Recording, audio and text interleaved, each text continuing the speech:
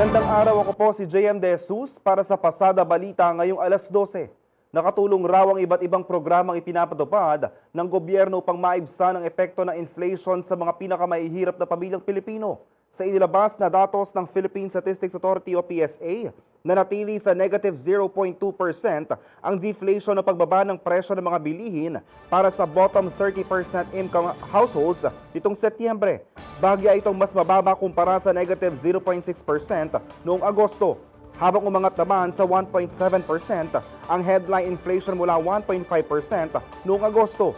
Pangunahing sanhi ito ng kakulangan sa supply ng pagkain dahil sa mga pag-ulan. Mula 10% noong Hulyo, sumirit sa 19.4% ang food inflation itong Setyembre dahil sa mataas na presyo ng gulay. Ayon kay Department of Agriculture o DA Secretary Francisco Chu Laurel, maganda ang naging bunga ng government measures sa pag-stabilize ng presyo ng bigas, asukal at mais.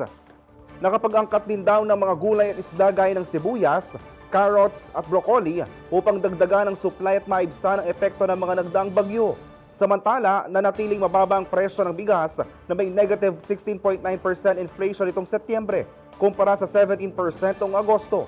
Kaya naman patuloy pa rin umuno ang pagpapatupad ng maximum suggested retail price sa halagang 43 pesos per kilo para sa imported broken rice, sa kabila ng pansamantalang suspensyon ng importasyon hanggang sa katapusan ng taon.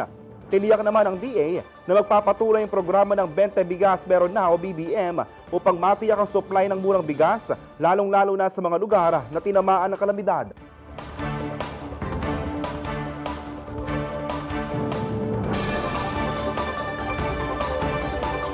Para sa iyo pang balita at updates, tutok lang sa Pasada Balita mamayang alas 2 ng hapon. Ako po si JM De Jesus. Magandang araw po.